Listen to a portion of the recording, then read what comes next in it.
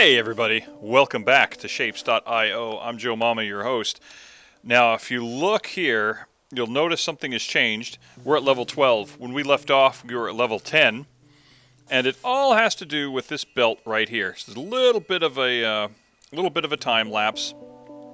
Let's go pay a visit and I'll show you what went on. So as you know, or may have surmised from this, is we're going through. Now that we've gotten the update to 1.2, we're going to go through all levels and see what changes there are. So, now there was nothing to report here. If you remember, in order to advance to the next level, we had to make these turquoise-looking four-pointed stars, and I'll show you how we did that. We basically just mixed. Let's see, are we down here? Yeah. We basically just mixed a whole lot of. We got blue. Oh wait, no, that's the turquoise paint right there. We actually mixed the paint. We mixed blue and green to make turquoise, and then we just mined a whole bunch of four-pointed stars and ran them through the painter. I mean, it's pretty simple. So I don't want to insult your intelligence by showing you every little step. I think you get that. But also, the next step was to basically make this shape right here, which is the green half circle and the blue four-pointed star, the turquoise four-pointed star. So we're going to go ahead. We already did go ahead and make that. So I basically just upped my production of four-pointed stars and then ran them through the splitter and then the counterclockwise and clockwise rotator to get them oriented thusly. And then we also mined a whole bunch of circles, and we painted them green, and we did something which is a step that we earned, which you know what, I kind of feel bad that I omitted this, but it's the stacker. We utilized what's called the stacker, and that's or merger. You can call it a couple different things. Let's see. Let's see if we can roll over it. What was it called? Okay, it's number 6, is it not? No, it's number 7. Okay, which is, yeah, the stacker combines its inputs on the same layer if possible. Otherwise, the right input is stacked on top of the left. So, in this case, seeing as how these two items were not overlapping at all, it just basically put them on the same level to create this shape, which you see in the upgrade queue right here. So we've got a whole bunch of those shapes being produced, and everything moved kind of fast, and then it just went to the next level. So at that point I said, whoa, Simba, we need to stop. So I kind of did that overnight, but next we got this shape right here, which is a little bit different. So stop that with that, man. It's the map thing. So we're going to make this shape. Now let's go back to the hub, and I want to show you something. Now, we're going to unlock this shape, but it unlocks blueprints. And this is going to be a key shape to make that happen because it's kind of a weird little aspect of the game, but this shape right here is actually also going to be currency for making blueprints. Even though we don't get charged resources for making all these buildings, all these belts, all these little doodads and whatnots, we do get charged some sort of currency, and it's the number of shapes that we make and deliver to the hub. And it's this particular shape that's going to be our currency. So we really want to make a bunch of this garbage here. And let's kind of take a look at how we do it. Now, you just heard me describe the stacker. And let's see, the stacker, let's delete that again, and okay, the stacker combines inputs on the same layer if possible. Otherwise, the right input is stacked upon the left. And it's actually what it doesn't tell you. If you look at the picture there on the upper right, you can see that the green circles are stacked on top of the red squares, and the green circles shrink in size. The squares remain the same. So if you look at this piece right here in the middle, you're going to see this blue teardrop shape remains the same size, and on it is stacked a white circle, which is a little bit smaller. So what that tells us is we're going to paint some teardrops, we're going to extract them, paint them blue, and then stack white circles on top of them. So really, that should be something we should get right on, I think. So I'm going to find a spot and set it up, and we'll be, well, first of all, let's see if we can together look at this map here and see if we can find, we see plenty of circles, but let's see if we can find some teardrops. They're kind of randomly produced shapes. Like here's one that's close, but it's not the same. It looks kind of like a little Uno egg there, or whatever you want to call it.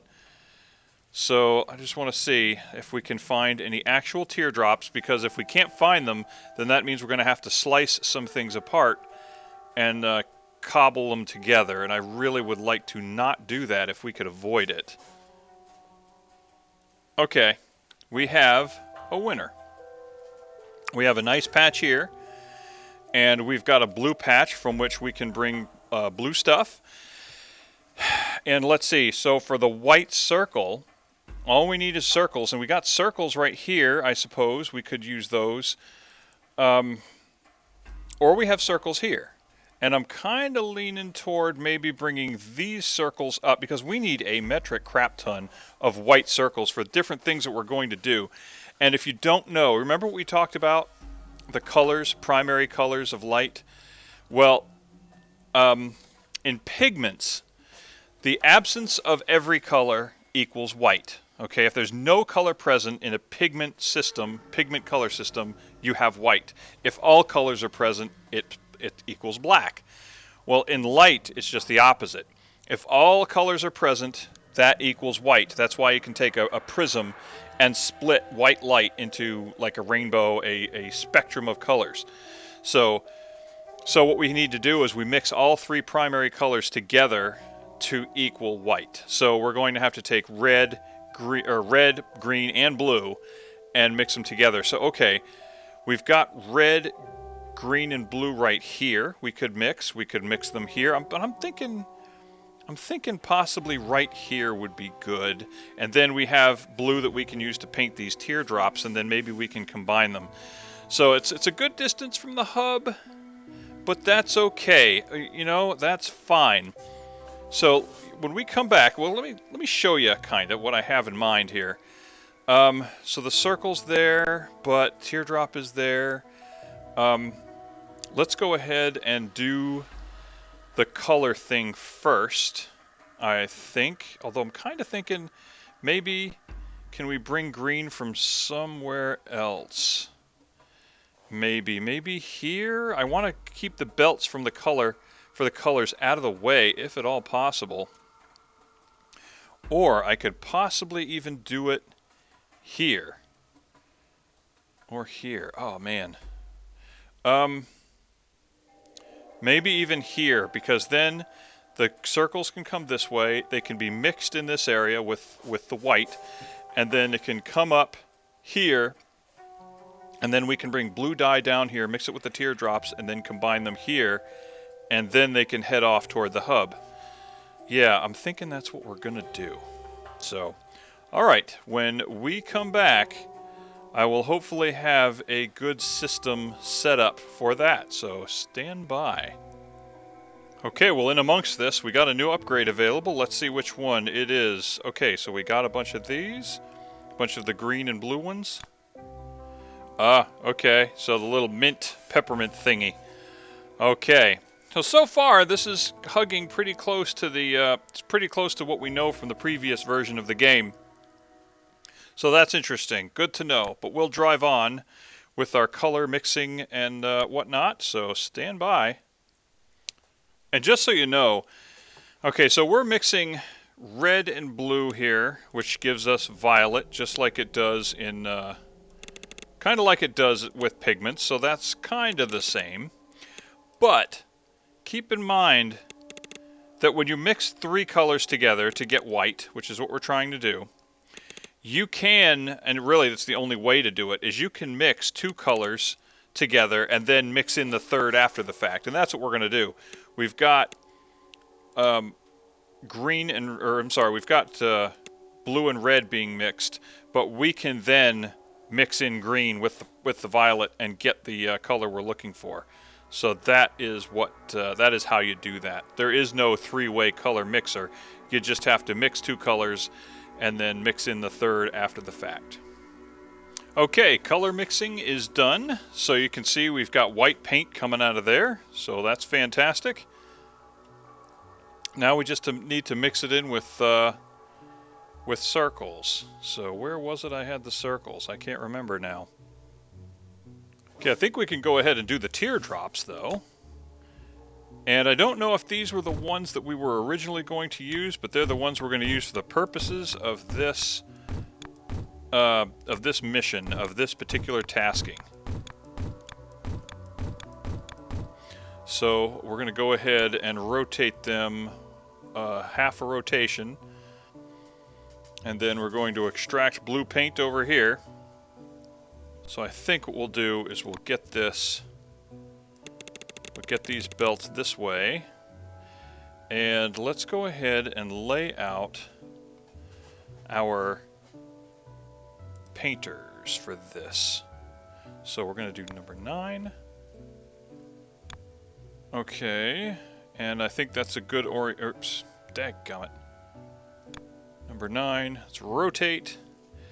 And I think that is a good orientation for the painters. Okay, as you can see, now we have the blue teardrops being manufactured. So all we need to do now is get the white paint to the red circles and then stack them on top of this. And this will be done. Now, one thing to keep in mind, this is one of the last steps that we need to do before we have to manually lay out all of this garbage. See this? That's a lot of belts and stuff to lay out. But what we're doing with the hub, we are opening up blueprints. So with blueprints, we're going to be able to cut and paste up any particularly good modular designs and then just, you know, cut and paste them to our heart's content, depending on how many of these overall shapes we've collected. Because again, like I said, that's going to be our currency. We have to buy blueprints, or not the blueprints themselves, but anytime we use a blueprint, it's going to cost us however much of that stuff we've banked. And the cost is going to depend on how big the blueprint is. So the bigger the blueprint, the more it's going to cost to employ it. And it's going to cost us each time we use it. So there is that little bit of a trade-off. But let's bring this over here. And we're mixing it with the white paint. So I think we're going to start laying these out like this. So basically these layouts that we're using, you know, that color all of these things, that stack things, that mix colors, all of that, we will be able to use blueprints and just quickly manufacture them, and that will, and quickly just kind of repeat them and copy them, and that's going to be awesome. That will be absolutely awesome. So you can see already, we can see the white circle poking its little turtle head out of that hole. Giggity. And I'm doing this on a large scale because this particular piece that we need, this particular shape that we need to make, is actually going to be needed throughout the game. So the more of it we make and keep moving, the better off we'll be.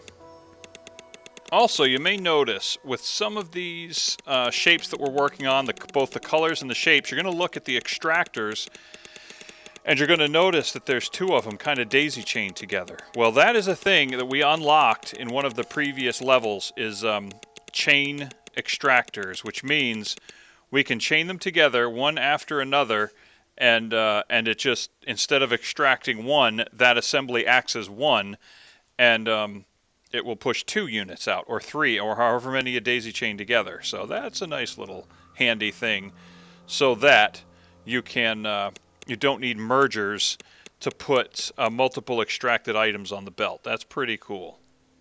Okay, so here's our battery of stackers. And we've got white circles coming in from here, we've got blue teardrops coming in from down here, and as we said, whatever goes into the right gets stacked on top of whatever comes in on the left. So let's go ahead and do our first test run here and verify that we're going to get the shape that we hope we're going to get. Oops. Ah, nuts. All right, well, let's remove this.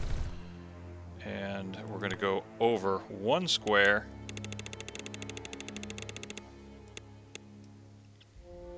And this is our first use of a stacker in a stacking function, so let's make sure. Yep, boom, there we go. It matches. So what we need to do then is make sure all these belts match up. So that's what we're going to do. So stand by. Okay, so now that we've got these things being made, I'm going to do a little bit of a stress test and see if I can get away and see how many belts it'll fill up as is. So I'm going to do 2 belts for now, and I'm going to see if it can keep up with 2 belts, because if it can't, if this system cannot keep up with 2 belts at this speed, then I'm just going to basically just use 2 belts instead of like 4 belts or whatever. And it kind of looks like it's going to keep up. I'm kind of getting the feeling it's going to keep up just fine. 2 belts are going to keep up with it. I would add more belts if need be, but it looks like that's not going to be needed. In fact, it kind of looks like 1 belt may be needed.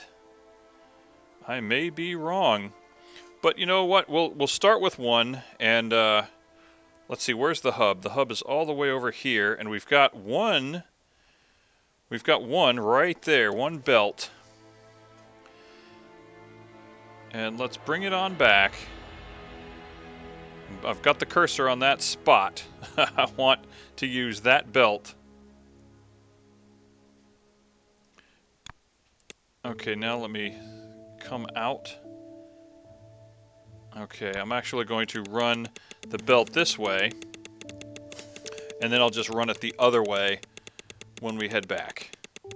Because unlike Factorio, you can't set the orientation of the belt. The belt goes wherever you drag it in this game. So the direction is not set by the rotation. You can just click and drag, and it'll bring the belt wherever. Okay, so we're gonna go ahead and let's see. We'll put a merger here, right there, and then we're going to go ahead and take 1 belt, drag it down to here, and then we're going to drag it the whole way.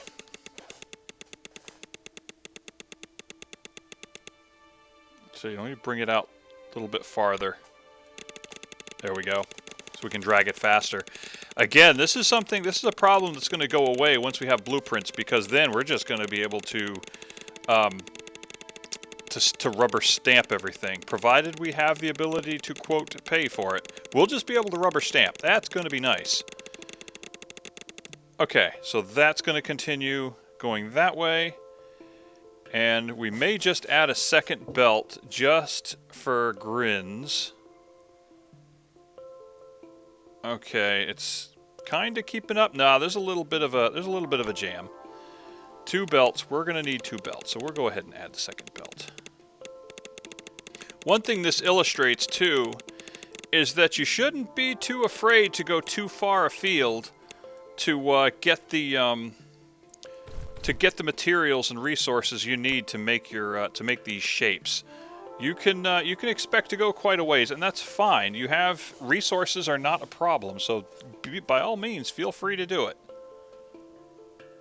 Okay, so that's good. So we're going to start seeing that counted up. So let's take a look at F. Now notice we've still got the yellow circles, or white circles rather. Actually, we have yellow circles up here. So we're going to start working on these as well. I might do that off camera.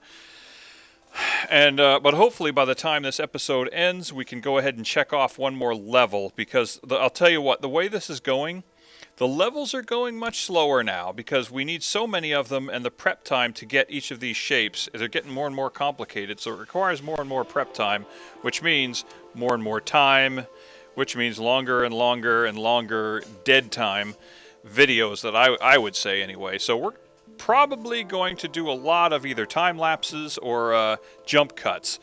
So hopefully we'll jump cut to when we get all the shapes we need to lock out this level. And then again, for these upgrades, we'll probably do these upgrades off camera. As you can see, let's talk about let's talk about these shapes here.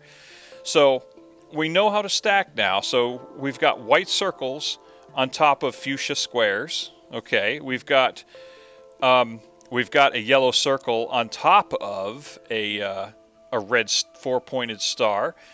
We've got this blue pinwheel on top of a white circle. Now here, this is going to be a little more interesting. Maybe we'll save that one, but we're going to have to do both stacking and merging. We're going to have to merge together white and red quarter circles and then stack a green four-pointed star on top of it. That might be worth coming back to. We'll see. But yeah, that's a hint of what we got coming up. And then again, I believe, okay, we're already up to 400, almost 400, so that's pretty good. I think we're going to find that this shape is going to be one of the ones we're going to be going for on these upgrades in this upgrade planner here. Upgrade planner, whatever, no. In this upgrade tracker. And you'll notice the belts are getting faster, the extraction's getting faster, the cutting and rotating, mixing and painting is getting faster. With each of these tiers, we increase our speed and ability to do that. So that's what that means.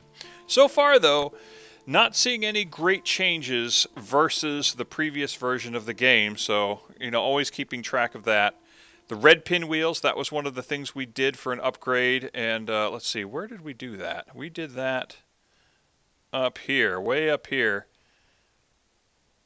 Okay, yep, just red. We just made red pinwheels. But for this, we actually had to cut shapes apart and merge them together to make the pinwheels.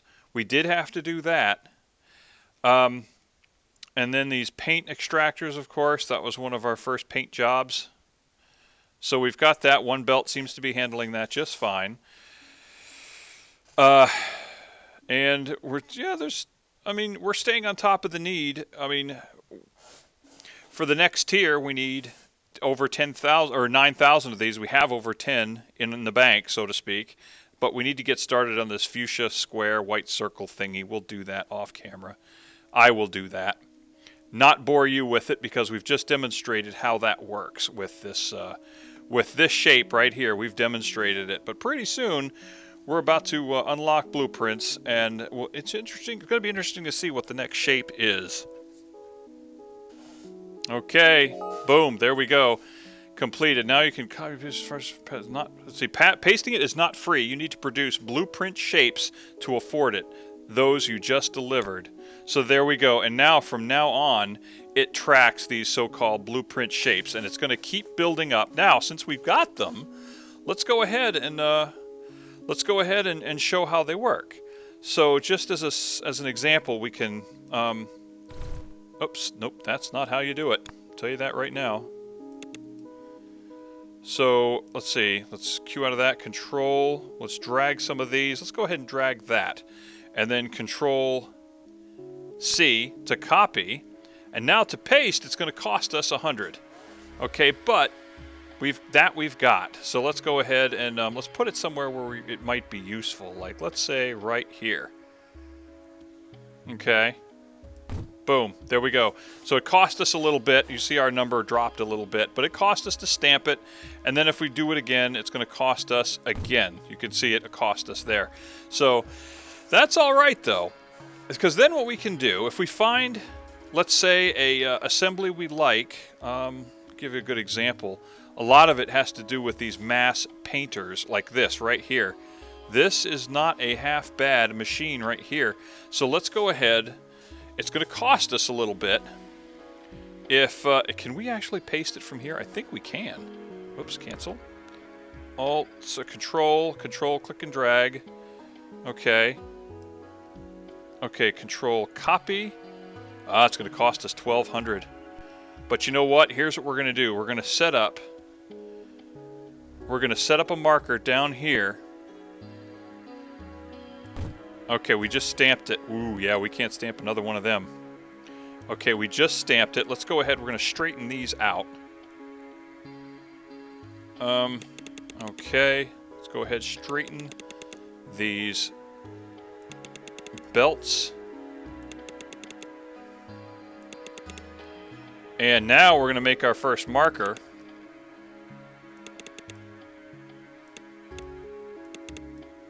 Whoops. Come on. Okay. So we're going to call this, let's see, let's go ahead, hit M, and we're going to call this rubber stamp land. Okay. So that's going to be the marker. And now it appears up here, so we can bounce between that, the hub. We go to rubber stamp land. If we need something, we can come back here and grab it. So we can put a whole bunch of things that we make and just rubber stamp them as needed, because we're going to have hundreds of thousands of these shapes before this is over. I promise you that. But anyway, I think that's going to do it. Yep, we only went up one level. That's fine, and that's what's going to happen. It's going to creep up a little bit. It's just going to take so much time to do it. But anyway, I hope you found this interesting. Hope you learned something, and I hope you're as excited as I am to see the way this new version progresses, to see the changes. And I'll see you in the next one. Ciao.